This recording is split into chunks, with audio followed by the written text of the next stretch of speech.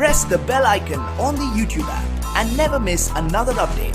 Hello friends, welcome to N maths. तो ये हमारी सीजीपीएससी एससीएफ रेंजर की वीडियो सीरीज है और आज इस वीडियो में हम समझने वाले हैं पाई चार्ट या फिर बार ग्राफ के क्वेश्चन को। ठीक है, उसके सारे क्वेश्चन हम सॉल्व करेंगे। पुराने एग्जाम में जो पूछे गए थे उसको सॉल्व करेंगे। तो ये चैप्टर सबसे ज्यादा महत्वपूर्ण इसलिए है क्योंकि 2017 जब एससीएफ का एग्जाम हुआ था तो इस चैप्टर से आपका 18 नंबर के प्रश्न यानी कि 9 नंबर के प्रश्न बने थे। मेरे ख्याल से ये सबसे ज्यादा क्वेश्चन पूछे जाने वाला चैप्टर है। ठीक है, 2016 में भी इसके 6 क्वेश्चन आए थे। तो हम बोल सकते हैं कि श्योर है कम से कम 10 नंबर के क्वेश्चन इस बार भी इस एग्जाम में पूछे जा सकते हैं। ठीक है, तो दोस्तों एक बार आपको बताना चाहूंगा कि जो मैथ वाला पोर्शन है ना, मैथ और रीजनिंग का जो इस में आएगा उससे कम 100 नंबर का प्रश्न बनता है। ठीक है, मतलब 50 प्रश्न आएंगे मैथ वाले पोर्शन से, मैथ रीजनिंग का। और पूरे यूट्यूब में बहुत कम टीचर ऐसे हैं जो मैथ वाला पोर्शन कवर करा रहे हैं। ठीक है, ऐसा तो नहीं है ना कि इसका नंबर काउंट नहीं होगा, नंबर तो काउंट होना ही है। ओके, तो जो पढ़ा भी रहे हैं वो पेड क्लासेस है। बाकी जो साइंस वाला है ये तो पेड क्लासेस ऑलरेडी है, लेकिन कम टीचर हैं जो मैथ पढ़ा रहे हैं। बाकी उसके लिए बहुत सारे टीचर हैं। और हमारे इस एन मैथ चैनल में आपका एससीएफ रेंजर का अलग से प्लेलिस्ट है, आप जाके देखिए चैनल में। अलग से मैं प्लेलिस्ट बना दिया हूं और जो एग्जाम में पूछे जाएंगे क्वेश्चन व्यापम और पीएससी मैथ उसके भी कई सारे प्लेलिस्ट बना के रखा हूं टॉपिक वाइज, जो आप जाके वहां से देख सकते हैं। तो फ्रेंड आने वाली सारी वीडियोस के लिए जो एससीएफ और रेंजर में उसके रिलेटेड बनाऊंगा मैं। ठीक है, उसके लिए आप प्लीज चैनल को सब्सक्राइब कर लीजिए और बेल के आइकन को भी दबा दीजिए। और हो सके तो इस वीडियो को लाइक जरूर कीजिए क्योंकि मैं चाहता हूं कि ये वीडियो अधिक से अधिक लोगों तक पहुंच सके। और अगर आप लाइक करेंगे तो यूट्यूब को लगेगा कि वीडियो अच्छी है, तो फिर वो वीडियो को प्रमोट करेगा और अधिक लोगों तक पहुंचाएगा। तो प्लीज फ्रेंड वीडियो को लाइक जरूर करना और चैनल को सब्सक्राइब भी कर ही देना, ताकि सारे वीडियोस जो आएंगे इन फ्यूचर वो ऑटोमेटिक आपके सामने आए, आपको ढूंढ के आना ना पड़े। क्लियर है? तो आते हैं हम अपने चैप्टर में। चलिए अब सवाल की ओर चलते हैं, सॉल्व करते हैं। देखिए पाई चार्ट जब भी आप बनाएंगे, ठीक है, तो दो चीज आप क्लियर कर लेना। देखिए दो टाइप के बनते हैं इसमें। क्या होता है, दो नहीं 3 टाइप के। एक होता है लाइन ग्राफ, ठीक है, दूसरा बार ग्राफ और तीसरा ये होता है पाई चार्ट। देखिए लाइन ग्राफ क्या होता है, एक ऐसा टाइप का क्वेश्चन आता है, ऊपर नीचे होता है, एक ग्राफ होता है। ठीक है, और एक होता है ये बार ग्राफ, ऐसा टाइप आप देखे होंगे, है ना। और तीसरा होता है आपका ये वाला पाई चार्ट। तो इसमें अगर एंगल से देखें तो ये 360 एंगल का होता है, 360 अंश का। और अगर परसेंटेज में बात करें तो ये 100% का होता है। ठीक है, तो शुरू यहां से करते हैं हम। क्लियर? तो देखिए जब भी ये पाई चार्ट आपका डिवाइड मिलेगा तो दो तरीके से मिल सकता है, या तो परसेंटेज के फॉर्म में रहेगा या तो फिर डिग्री में। ये पूरा जो वृत्त होगा वो 360 अंश का ही होगा। क्लियर? और ये होगा वो 100% का, 200 का नहीं हो सकता। आपने कभी देखा है कि मैं 200% बात की गारंटी देता हूं ऐसा करके बोलते थे क्या? हमेशा होता है 100%, क्योंकि इसमें लिखा हुआ है परसेंट, मतलब जो भी मेजरमेंट होता है वो 100 में होता है, तो हमेशा 100% के बराबर होगा। तो इसमें मेन चीज क्या है, ये है मेन चीज कि 360 अंश हमेशा 100% के बराबर होगा। क्लियर? 360 अंश 100% के बराबर होगा। अब इसी का यूज करके आप क्वेश्चन बनाएंगे। तो लिखा है नीचे दिए गए वृत्त चित्र में किसी देश द्वारा विभिन्न खेलों पर किया गया खर्च दिखाया गया है। वृत्त चित्र द्वारा प्रश्नों का उत्तर दीजिए। ये पाई चार्ट दिया हुआ है और इसमें जो डिवाइड हुआ है अलग अलग खेलों को जो खर्च उसमें किया गया है ना, वो एंगल में है, ठीक है, कोण में है। और यहाँ पे प्रश्न में आपको कन्वर्ट करना पड़ सकता है उसको परसेंटेज में। तो मैंने बताया था कि 360 अंश किसके बराबर होगा, 360 अंश हमेशा 100% के बराबर होगा। और इसी का यूज करके हम पहला प्रश्न बनाएंगे। पहला लिखा है कुल खर्च का कितना प्रतिशत टेनिस पर खर्च किया गया। तो यहाँ पे देखिए टेनिस जो खेल है उस पर कितना प्रतिशत जो खर्चा है वो कवर करता है, कितना खर्च इसमें किया गया है। तो यहाँ पे टेनिस के लिए 45 अंश का कोण है। ठीक है, पाई चार्ट में टेनिस के लिए 45 अंश का कोण है। तो देखिए इसको हमें चेंज करना है परसेंटेज में, तो कितना परसेंट बनेगा। तो देखिए 360 अंश को 100% बोलते हैं, तो एक अंश को कितना बोलेंगे, 100/360। ठीक है, अब 45 अंश निकालना है तो हमें तो ये कर सकते हैं 100/360 गुना 45। ठीक है, तो ये कैंसिल कर दीजिए। 3 बार 36, 3 से डिवाइड हो जाएगा, 3 15 45, तो 15 दिया 45, 12 दिया 36, 3 से डिवाइड हो रहा है। क्लियर है। अब फिर से करिए, 3 चौके 12, 3 पंचे 15, ये 2 दूना 4 और 2 पंचे 10, तो 5 गुना 5 कितना हो गया 25, और ये अपॉन बचा 2, तो 25/2 बराबर कितना हुआ 12 सही 1/2% या फिर 12.5%। तो ये आपका सही आंसर होगा, ऑप्शन ए सही होगा। ठीक है, 12 से 1/2% टेनिस पर खर्च किया गया है। एंगल में बोलेंगे तो 45 अंश इस पर खर्च किया गया है। ठीक है, पहला क्वेश्चन क्लियर। तो इसके क्वेश्चन बहुत इजी होते हैं, आपको एनालिसिस प्रॉपर करना है, उसके बाद इससे 1 नंबर भी नहीं कटेगा आपका, बस आपका बेसिक क्लियर होना चाहिए। ठीक है, अब दूसरा क्वेश्चन लिखा है कि हॉकी पर गोल्फ से कितना ज्यादा खर्च किया गया है। देखिए, तो यहाँ पे हॉकी और गोल्फ की बात है, और पूछा गया है कि गोल्फ के रिस्पेक्ट में उसके करस्पॉन्डेंस है कि हॉकी पर कितना अधिक खर्च हुआ है। तो हॉकी पर यहाँ पे हो रहा है 63 अंश, हॉकी पर हुआ है 63 अंश, और ये आपका गोल्फ है, गोल्फ इस पर हुआ है 36 अंश। ठीक है, तो यहाँ पे पूछा गया है कि गोल्फ से कितना ज्यादा, किससे कितना ज्यादा, गोल्फ से। तो किसके रिस्पेक्ट में हम परसेंटेज निकालेंगे, 36 अंश के, इसके रिस्पेक्ट में पूछा गया है। अब कितना ज्यादा है निकालने के लिए हम क्या करेंगे, माइनस करेंगे ना, 63 - 36 इंटू 100, ताकि परसेंटेज में कन्वर्ट हो जाए। क्लियर है। तो 13 में 6 घटाएंगे तो 7 और 6 13, 5 में 3 घटाएंगे तो 2, यहाँ पे बचा 36 इंटू 100, तो ये हो जाएगा कितना जाएगा, 3 या 27, और ये 12 ते 36, 3 तिया 9, 3 चौके 12। ठीक है, तो फिर ये आपका हो गया 4 कम 4, 4 25 100, तो यहाँ पे बचा कितना 3 इंटू 25 इक्वल टू 75%। तो आंसर कितना है 75%। ठीक है, ऑप्शन डी सही है। 75% ज्यादा खर्चा, 75% ज्यादा खर्चा ही किया गया है गोल्फ के मुकाबले। ठीक है, अगला प्रश्न पूछा गया है फुटबॉल पर क्रिकेट से कितना प्रतिशत कम खर्च किया गया है। ठीक है, तो यहाँ पे अब उसके रिस्पेक्ट में, किसके, क्रिकेट के रिस्पेक्ट में पूछा गया है कि कितना परसेंट कम खर्च किया गया है। तो फुटबॉल पर यहाँ पे खर्च किया गया है 54 अंश, फुटबॉल पर 54 अंश, और क्या है दूसरा, क्रिकेट पर यहाँ पे 81। ठीक है, तो यहाँ पे क्या बताना है, क्रिकेट से कितना कम खर्चा, तो अपॉन में किसका एंगल आएगा, क्रिकेट का आएगा। ठीक है, अब कितना कम है कितना ज्यादा है उसको जानने के लिए 81 में 54 आप घटा देंगे, परसेंटेज में बदलने के लिए 100 से इंटू कर देंगे, तो 11 में 4 गया 7, और 7 में 2 गया 5, और यहाँ पे बचा 81। ठीक है, तो 9 तिया 27, 9 या 81, 3 एकम 3, 3 तिया 9, और ये 100/3 इक्वल टू कितना हो जाएगा जी 33.33%।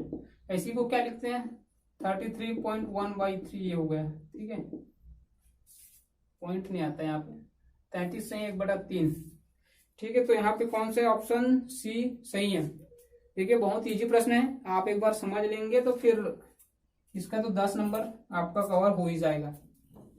चलिए, इस पाई चार्ट से लास्ट प्रश्न है, यदि किसी वर्ष खेल पर कुल खर्च 2 करोड़ था, तब क्रिकेट और हॉकी पर एक साथ कितना खर्च किया गया था। देखिए, अगर 3 साल टोटल खर्च मतलब 360 अंश, 360 अंश बराबर कितना 2 करोड़ खर्च किया गया था।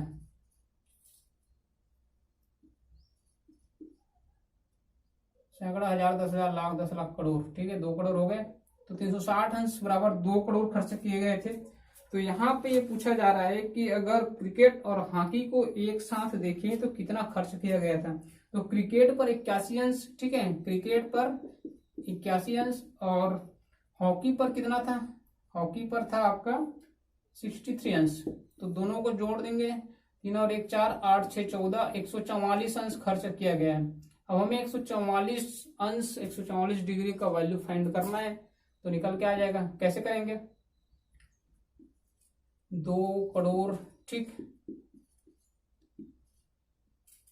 इंटू 144/360। क्लियर। तो इसको अब सॉल्व कर देंगे, एक जीरो यहां से कैंसिल हो जाएगा, 12 3 36, 12 12 में 144, 3 1 3, 3 चौके 12। ठीक है, तो इसको आप इंटू कर दीजिए, ये कितना बचा है, इसका 2 4 के साथ इंटू 2 दूना 4 दूना 8, फिर डबल जीरो, फिर डबल जीरो, फिर डबल जीरो। ठीक है, कितना बचा है यहाँ पे, 5 सैकड़ा, 1000 10,000 लाख 10 लाख, 80 लाख बचा। ठीक, 80 लाख रुपए खर्च किए गए थे, तो यहाँ पे ऑप्शन बी सही है। ठीक है, 80 लाख खर्च किए गए थे क्रिकेट और हॉकी पर। क्लियर। तो ये पाई चार्ट 2017-18 में इससे आया था आपका 4 प्रश्न। ठीक है, 8 नंबर आपके करेक्ट हो गए अगर आप इसको सॉल्व करेंगे तो। ओके, चलिए अगला प्रश्न देखते हैं। ये बार ग्राफ था। ठीक है, लिखा हुआ है नीचे दिए गए बार ग्राफ में एक कंपनी की 6 शाखाओं D1 D2 D3 D4 D5 और D6, ठीक है, से प्लाई बोर्ड 1000 वर्ग फुट में, ठीक है, ये जो सेल किया गया है 1000 वर्ग फुट में है, जो भी डाटा दिया है कि 2 लगातार वर्षों 2010 तथा 2011 की बिक्री दर्शाई गई है। क्लियर है। तो यहाँ पे जो ब्लैंक वाला है 2010 का डाटा है, और जो क्या बोलते हैं इसको, लाइन से कटा हुआ है ना स्लैश करके, वो 2011 का डाटा है। ओके, तो यहाँ पे पूरा दिया हुआ है। D1 का 2010 में 80,000 वर्ग फीट था, तो 2011 में 95,000 वर्ग फीट आपको शो हो रहे हैं। वैसे ही D6 तक दिया हुआ है, तो इसको देखकर आपको प्रश्न सॉल्व करना है। तो लिखा हुआ है इससे रिलेटेड पहला प्रश्न, D2 शाखा की दोनों वर्षों की कुल बिक्री का D6 शाखा की दोनों वर्षों की कुल बिक्री से क्या अनुपात है। ठीक है, तो D2 और D6 के बीच अनुपात आपको यहाँ पे निकालना है। तो देखिए D2 का दोनों वर्षों में क्या था, कितना 1000 वर्ग फुट है, 2010 में 80 और 2011 में 70, तो ये हो गया 8 7 15। ठीक है, तो 150, ठीक, इतना 1000 वर्ग फुट यहाँ पे बिक्री हुआ है प्लाईबोर्ड। ठीक है, और D6 का कितना हो रहा है, 80 + 100 मतलब 180,000 वर्ग फुट। यहाँ पूछा गया है D2 और D6 का अनुपात कितना है। ठीक है, तो 150/180, ये कैंसल, 0, 3 पंचे 15 और 3 छेक 18, मतलब 5:6, ये आंसर होगा आपका। तो यहाँ पे ऑप्शन ए सही है। दोस्तों अगला प्रश्न लिखा है D5 शाखा की दोनों वर्षों की कुल बिक्री D2 शाखा की दोनों वर्षों की कुल बिक्री से कितने प्रतिशत है। ये यहाँ पे प्रश्न है, कितने परसेंटेज है D2 शाखा की दोनों वर्षों की बिक्री से।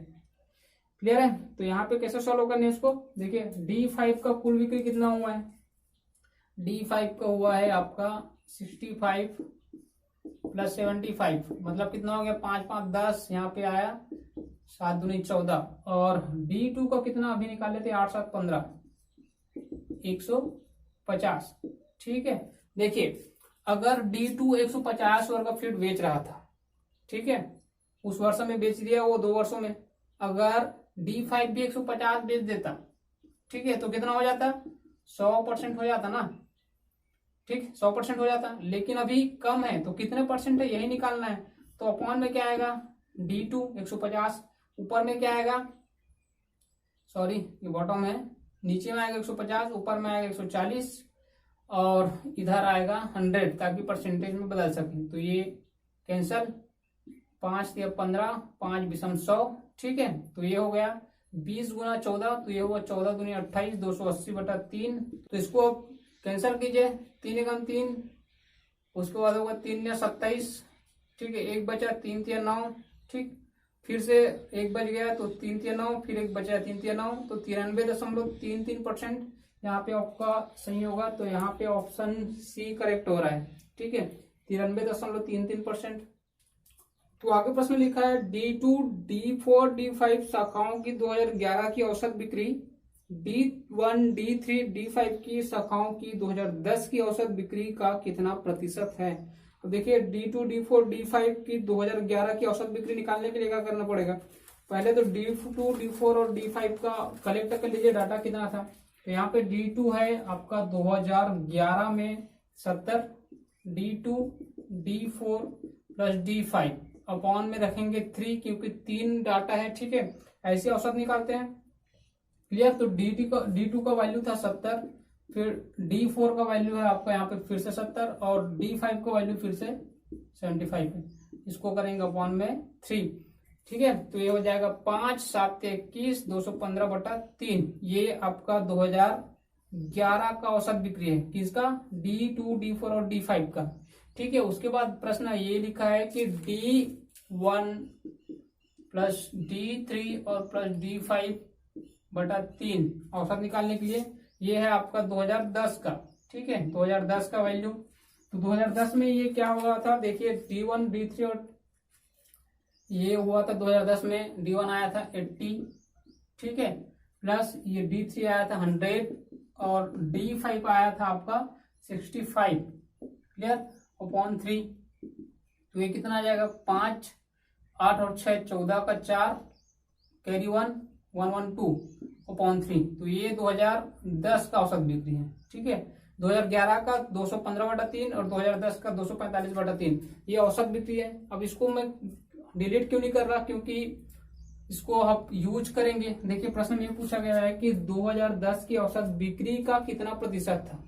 2010 की औसत बिक्री का कितना प्रतिशत था, कौन सा, 2011 वाला। तो मान लेते हैं कि 2010 की औसत बिक्री ये का 100% था, कौन सा, 2011 की बिक्री, ठीक है। अब यहाँ पे रख लीजिए 2010 का औसत बिक्री कितना है, 245/3 है। 100% मतलब 100/100% का वैल्यू। अब इधर रख लीजिए 2011 की औसत बिक्री, तो ये हो जाएगा 215/3, ठीक है। तो यहाँ पे आपको निकल जाएगा आंसर। इसको सॉल्व करेंगे तो कैसे सॉल्व करना है, इसको आप ट्रांसफर कर दीजिए, क्लियर। तो ये हो जाएगा आपका, ये 3 तो दोनों तरफ से कैंसिल, ठीक है। 100 का वैल्यू निकलेगा, तो ये कैसे निकलेगा, 100 इक्वल टू 215 गुना 100, ये उधर जाके और ये अपॉन में आ जाएगा 245, ठीक है। 5 से दोनों डिवाइड होगा, ठीक। तो ये हो जाएगा 5 चौके 20, 5 से 15 और फिर ये 5 चौके 20 और 5 ने 45, 43/49 गुना 100। अब इसको आप सॉल्व करेंगे ना तो फिर आएगा लगभग अराउंड में 37.755102, इतना लंबा आएगा आंसर। कैलकुलेट करके देख लेना, क्योंकि यहाँ पे कोई सेम अंक नहीं है, डिलीट करने में तो काफी कॉम्प्लिकेटेड हो जाता है, ठीक है। तो लेकिन यहाँ पे एग्जाम में जो आंसर लिया था ये ऑप्शन बी लिया था, ऑप्शन ए नहीं लिया है। 87.575 नहीं लिया है, इसको लिया है 87.76%, ठीक है। तो ऑप्शन बी को सही लिया है, इतना लंबा होने के कारण शायद, ठीक है। तो यहाँ पे ऑप्शन बी सही होगा, ओके। चलिए अगला प्रश्न है इसी का, सभी शाखाओं की वर्ष 2011 की औसत बिक्री क्या है। औसत बिक्री क्या है, औसत निकालने के लिए क्या करते हैं, पूरा डाटा पहले कलेक्ट करते हैं, फिर जितना डाटा था जितना टाइप का उससे डिवाइड कर देते हैं। तो देखिए 2011 की औसत बिक्री निकालने के लिए 2011 का पूरा हमें 2011 का, ठीक है, 2011 का D1 plus D2 plus D3 plus D4 plus D5 plus D6 upon कितना डाटा है, 6, इसको 6 से डिवाइड करेंगे। तो D1 कितना था 2000 कितने में जी, 2011 में। D1 था 2011 में आपका 95, फिर D2 है 70, D3 है 90, D4 70, D5 है आपका 75 और D6 है आपका 100। तो इसको आप करेंगे 6 से डिवाइड, तो ये आएगा आपका कितना आएगा, आप इसको जोड़ दीजिए फिर 5 और 5 10 का 0 1 आया, ठीक है। 7 दूनी 14, 7 21, क्लियर। 7 चौका 28, 7 पंचे 35, 1 36 और 2 38, 2 40, ठीक। 40 का 0 कैरी आया 4, तो 4 और 1 500/6, ठीक है। तो इसको आप डिवाइड कीजिए, तो ये होगा 6 8 48, कितना बचा, 2 बचा, तो ये हो जाएगा 6 3 18, फिर से 2 बचा, 6 3 18, फिर से 2 बचा, 6 3 18, तो ये अप टू 3 3 3 होते जाएगा। और यहाँ पे 83.33% आएगा, तो ऑप्शन नंबर डी सही होगा। ठीक है, ऑप्शन डी सही होगा। ओके, ये लास्ट प्रश्न है इसमें का, इस बार ग्राफ का। D1, D3, D5 की D5 शाखाओं की एक साथ दोनों वर्ष की कुल बिक्री क्या है? ब्लैंक दिया हुआ है, खाली स्थान भरना है। क्या होगा जी औसत बिक्री D1, D3 और D5 का? ठीक है, यहाँ पे कुल बिक्री लिखा हुआ है, औसत बिक्री नहीं है। ठीक है, तो D1 दोनों वर्ष मिला के कितना किया था, कितना बेचा था? 80 + 95। ठीक है, ये D1 का है, तो ये कितना हो जाएगा? 5 9 8 17 175,000 वर्ग फीट। और D3 बेचा है आपका, D3 है 100 + 90 मतलब 190,000 वर्ग फीट। और D5 अब ये हो गया 65 और 75 मतलब 140 वर्ग फीट, 1000 वर्ग फीट है। ठीक है, और ये 5 आएगा, फिर ये आएगा आपका 9 4 13 13 7 कितना होता है? 20 का शून्य हाथ में का क्रिया 2 3 और 2 5, तो 505 वर्ग फीट, 1000 वर्ग फीट टोटल बिक्री है D1, D3 और D5 का। तो यहाँ पे ऑप्शन में तो कुछ दिया नहीं है, 510, 515, 520 और 500 1000 वर्ग फीट दिया है। ऑप्शन ई दिया है, इनमें से कोई नहीं, तो यहाँ पे आपको यही लगाना पड़ेगा, क्योंकि 505,000 वर्ग फीट तीनों का कुल बिक्री है। क्लियर? तो ऐसे आपको सॉल्व करना है, बार ग्राफ आएगा तो। क्लियर? एक देखते हैं हम लाइन ग्राफ, 2016 में आया था। ठीक है, 2016 में जो आया था एससीएफ का क्वेश्चन, ये लाइन ग्राफ का पूछा गया था। प्रश्न लिखा है, निम्नलिखित रेखीय आरेख में सन 2010 से 15 तक दो कंपनी एक्स और वाई द्वारा अर्जित किया हुआ प्रतिशत लाभ दिया गया है। रेखीय आरेख का अध्ययन कर उस पर आधारित प्रश्नों का उत्तर देवें। ठीक है, तो ये परसेंटेज लाभ दिया हुआ है आपके लेफ्ट साइड में, और राइट साइड आगे तरफ जो क्या होता है इसको एक्स एंगल बोलते हैं ना, ऊपर की तरफ को वाई एंगल। ठीक है, तो एक तरफ ये आपका ईयर दिया हुआ है 2010 से लेकर 2015 तक, और दो कंपनियां हैं एक्स और वाई, दोनों का परसेंटेज लाभ दिया हुआ है ईयरली वाइज। ठीक है, तो पहला प्रश्न ये लिखा है कि यदि कंपनी वाई का खर्च सन 2011 में 220 करोड़ था, तो 2011 में कंपनी की आय क्या थी? ठीक है, तो ये प्रश्न है, खर्चा था 220 करोड़, किसका? कंपनी वाई है, कंपनी वाई 220 करोड़ खर्च था, इसका खर्च हुआ था। ठीक है, और इसका इस साल जो लाभ हुआ था 2011 में कंपनी वाई का, वो हुआ था 35%। ठीक, लाभ जो हुआ था 35% हुआ था। ठीक है, तो यहाँ पे आपको बताना है कि कंपनी की आय क्या थी। अब आय क्या होता है जी?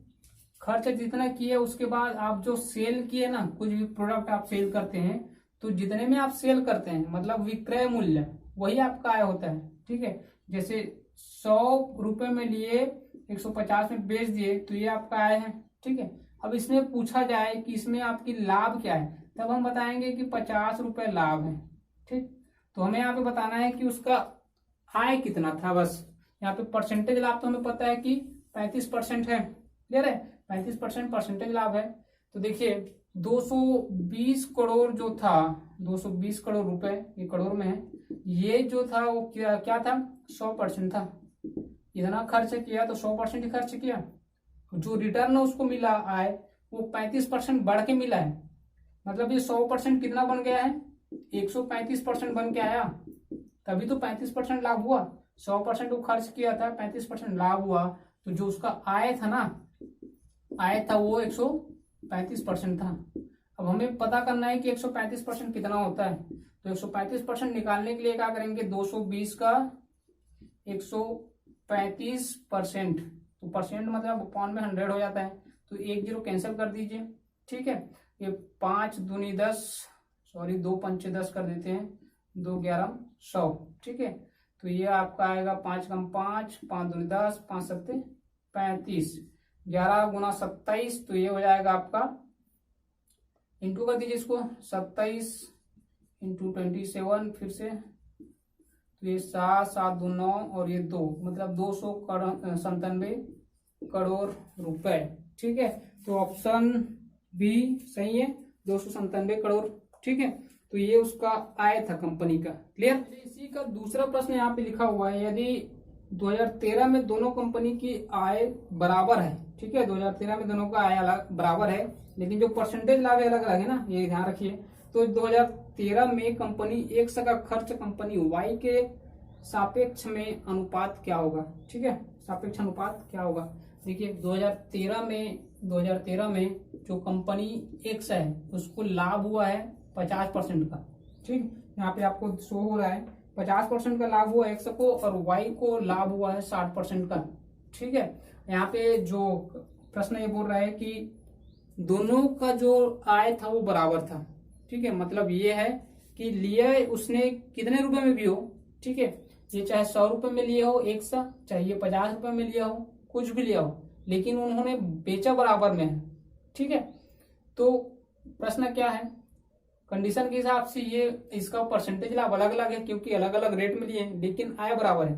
तो समझ लेते हैं, अगर मान लो ये एक्स जो है 1 रुपए में कोई सामान खरीदा है तो उसको कितने में बेचेगा, वो 1.5 रुपए में बेचेगा, तभी उसको 50% का लाभ होगा ना। अगर वो 100 रुपए में लिया है तो कितने में बेचेगा, 150 रुपए में बेचेगा। क्लियर, तभी ना उसको 50% का लाभ होगा। तो मैं क्या बोल सकता हूं कि कंपनी एक्स का जो है उसका विक्रय मूल्य कितना होगा, विक्रय मूल्य 1.5 गुना क्रय मूल्य, यानी कि सीपी और एसपी लिख सकते हैं। तो कंपनी से सी से शो कर देते हैं, कंपनी को सी से, और ये एक्स है। कंपनी एक्स का सीपी कितना है 1.5 इंटू एसपी, सॉरी विक्रय मूल्य बराबर 1.5 गुना एसपी। ठीक है, 1.5 गुने से बेच रहे हैं ना, तभी 50% का लाभ होगा। मतलब अगर ये 100 रुपए में लिया, ठीक है, तो वो 150 में बेचेगा, 1000 में लिया तो 1500 में बेचेगा। क्लियर, तो विक्रय मूल्य कितना हो रहा है, 1.5 गुना हो रहा है किसके, क्रय मूल्य के। क्लियर, तो वैसे ही कंपनी वाई का क्या हो रहा है, वो अगर 1 रुपए में ले रहा है तो उसको 1.6 रुपए में, अगर 100 रुपए में ले रहा है वाई, अगर 100 रुपए में ले रहा है तो उसको 160 रुपए में बेच रहा है। ठीक है, तो कंपनी वाई के लिए क्या बोल सकते हैं, कंपनी वाई का जो विक्रय मूल्य होगा, वाई का एसपी जो होगा वो 1.6 गुना सीपी होगा। जितना भी लिया उसके 1.6 गुना में वो बेच रहा है। ठीक है, तो 1.6 गुना हुआ सीपी। क्लियर, दोनों क्लियर हुआ ना। ये 1.5 गुना में बेच रहा है, ठीक है, 1.5 गुने में, और ये 1.6 गुने में बेच रहा है, तभी उसको 50% और 60% का लाभ होगा। ठीक, तो यहाँ पे प्रश्न के अनुसार जो दोनों का विक्रय मूल्य है, जो एसपी है, वो बराबर है। मतलब ये है कि कंपनी एक्स का एसपी यानी सेलिंग प्राइस यानी कि विक्रय मूल्य कंपनी वाई के सेलिंग प्राइस यानी कि एसपी के बराबर है। ठीक है, ये प्रश्न के अनुसार है क्योंकि दोनों का आय बराबर है। क्या बराबर है, आय बराबर है। ठीक है, तो यहाँ पे आप इसको रख दीजिए, किसको, कंपनी के सीपी को, तो आपको निकल जाएगा कि उनके खर्चों का अनुपात क्या है। खर्चा क्या होगा, उनका क्रय मूल्य ही होगा। ठीक है, तो कंपनी एक्स का जो एसपी था, ठीक है, वो कितना था 1.5 गुना of CP X, company X के क्रय मूल्य। ठीक है, और यहाँ पे आएगा 1.6 इंटू सीपी ऑफ वाई। ठीक है, कंपनी वाई के क्रय मूल्य का, ठीक है, 1.6 गुना और इसका 1.5 गुना। तो यहाँ पे सीपी ऑफ एक्स और सीपी ऑफ वाई निकल जाएगा, इसको इधर ला दिए तो ये कितना होगा 1.6 बटा 1.5। ठीक है, इसको 10 से इंटू करेंगे तो 16 बटा 15 हो जाएगा, और इससे ज्यादा आपको इसको सरल नहीं कर सकते, तो यही आपका आंसर हो जाएगा 16:15। क्लियर होगा। एक बार इसको समराइज कर लेते हैं। देखिए, ये 100 रुपए में ले रहा था, उसको 150 में बेच रहा था, मतलब जितना भी उसका क्रय मूल्य था उसका 1.5 गुना विक्रय मूल्य था। तो मैं जब इसका 100 का विक्रय मूल्य निकाला एसपी, तो कितना निकला 1.5 गुना सीपी, क्रय मूल्य का 1.5 गुना, और इसका क्या निकला था वाई वाला का 1.6 गुना, किसके रिस्पेक्ट में, क्रय मूल्य के। तो यही हमने बराबर करके रखा प्रश्न के अनुसार कि दोनों सीपीएसपी दोनों विक्रय मूल्य मतलब दोनों का आय बराबर था, तो हमने दोनों को बराबर रख लिया और सीपी यहाँ पे रिप्लेस कर दिए। तो यहाँ पे कंपनी एक्स और वाई के खर्चों का अनुपात निकल के आ गया और वो कितना आया 16:15। चलिए इसका लास्ट प्रश्न है और ये अभी बनाया उसी टाइप का बन जाएगा। यदि 2014 में कंपनी एक्स और वाई की आय का अनुपात 3:4 है तो सन 2014 में उनके खर्च का अनुपात क्या होगा। ठीक है, सेम प्रश्न है। यहाँ पे अनुपात में पहले से दिया हुआ है 2014 में। देखिए 2014 में क्या है, लिख लेते हैं हम। 2014 में कंपनी एक्स को जो परसेंटेज लाभ था वो 65% का था और वाई को कितना था 50% का। ठीक है, मतलब वो जितना में भी खरीदे, आप इसको समझ गए ना, वो अगर 1 रुपए में खरीदेगा तो इसका सेलिंग प्राइस क्या हो जाएगा 1.65। ठीक है, और इसका क्या हो जाएगा, इसका एसपी क्या हो जाएगा 1.5 अगर 1 रुपए में खरीद रहा है। तो अगर ये 100 रुपए में खरीदता है तो कितना में बेचेगा 165 रुपए में। अगर ये 100 रुपए में खरीदता है तो इसको 150 रुपए में बेचेगा। क्लियर, तो ये निकल के आ गया आपका, दोनों का एसपी निकल के आ गया। तो देखिए अब इसको पूरा लिख लीजिए, इसका सीपी ऑफ एक्स हो जाएगा और इसका हो जाएगा सीपी ऑफ वाई। ठीक है, तो 1.5 गुना क्रय मूल्य के वाई के। ठीक है, तो इसका 1.65 गुना क्रय मूल्य 1 सेकेंड। ठीक है, तो यहाँ पे ये प्रश्न पूछा गया है कि दोनों के जो खर्चों का अनुपात है ना, जो सीपी का अनुपात है, सीपी का अनुपात मतलब ये है। ठीक है, सीपी का अनुपात तो एक्स और वाई का जो अनुपात होगा हम लिख लेते हैं इसको 1.65 CP of X upon 1.5 CP of Y, और ये जो है अनुपात में दिया हुआ है 3:4 के, तो ये हो जाएगा 3/4। ठीक है, तो सीपी ऑफ एक्स क्रय मूल्य और सीपी ऑफ वाई, ठीक है, ये हो जाएगा 3/4। अब ये ऊपर और ये नीचे, तो ये हो जाएगा 1.5 और ये 1.65। इसको आप सॉल्व कीजिए। सबसे पहले तो आप इसका पॉइंट हटाइए, क्या करेंगे ये, ठीक है, 3/4 गुना ये हो जाएगा 150, दोनों तरफ है दो पॉइंट। ठीक है, तो ये कैंसिल हो जाएगा, ये हो जाएगा 165। अब इसको आप बना दीजिए फिर 3×5 = 15। ठीक है, सॉरी 5×3 = 15, 5 शून्य 0, ये 5×3 = 15, एक बचा 5×3 = 15। ठीक है, 3 एकम 3 और 3 11 कितना हो गया 33, 2 दूनी 4, 2 15 30, तो ये आएगा 15/11 गुना 2 22। तो 15/22 आया आपका आंसर, और ये इससे ज्यादा इजी तो हो नहीं सकता, तो यही ये लास्ट वैल्यू है। तो ये 15:22 ये आंसर होगा।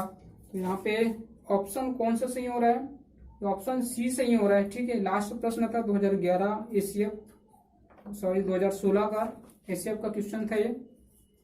तो ऐसे ही इंपॉर्टेंट प्रश्न आते हैं और इजी प्रश्न आते हैं। ठीक है, अगर आप बोलोगे तो मैं बहुत सारे और क्वेश्चन है मेरे पास, तो जो पीएससी में पूछे गए थे, ठीक है, 2017 का, 18 का, 16 का।